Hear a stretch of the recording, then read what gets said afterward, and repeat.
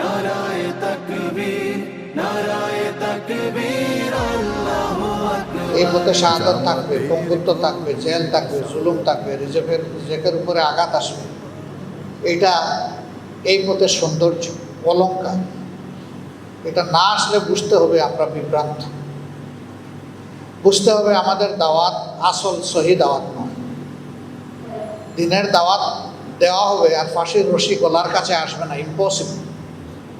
এই দাওয়াত দিলেই ফাঁসির রশি আসবে। বুঝতে হবে যে আল্লাহর দরবারে এই দাওয়াত কবুল হচ্ছে।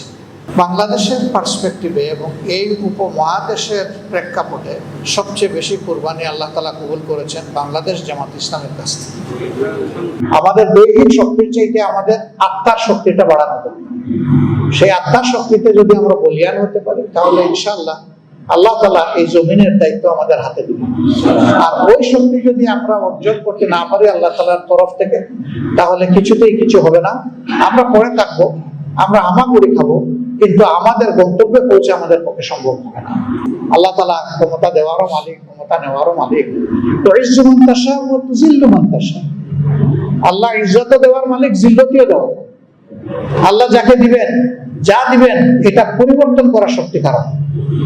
আমরা অবশ্য মানবতা কোনো মানুষের ধ্বংস কামনা করি না। আমরা চাই আল্লাহ তাদেরকে, আল্লাহর কাছে আমাদের মিনতি, আল্লাহ তাদেরকে হেদায়েত দান করুন, আমাদেরকে আল্লাহ কামিল হেদায়েত নসিব করুন। আমরা মানুষের জন্য বিরক্ত হয়ে হেদায়েত কামনা করব না, আমরা ইখলাসের সাথে করব। সমস্ত মানুষকে যদি আল্লাহ জান্নাতে দেন, আমার কি কোনো অসুবিধা আছে নাকি? আমার জায়গা জান্নাতে হবে না, আল্লাহ দিতে চাইবে। আল্লাহর ভান্ডারে কোনো কমতি নাই। আমরা চাইতে থাকি, আল্লাহ কাকে কবুল করবেন এটা তার মানে। আমাদের মানসিকতা বদলাতে হবে, মানুষের কল্যাণকামী হতে হবে। আমাদের সহ্য গুণ, আমাদের ফারসাইটেডনেস, দূরদর্শিতা, এগুলো আমাদের অনেক বাড়াতে হবে। মনকে অবশ্যই বড় করতে হবে, মানবতাকে ধারণ করতে হবে।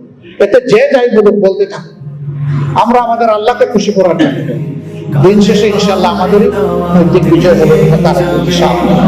জামাতের কর্মীরা সারা পৃথিবীতে কালেমার দাওয়াত দিয়ে যাবে।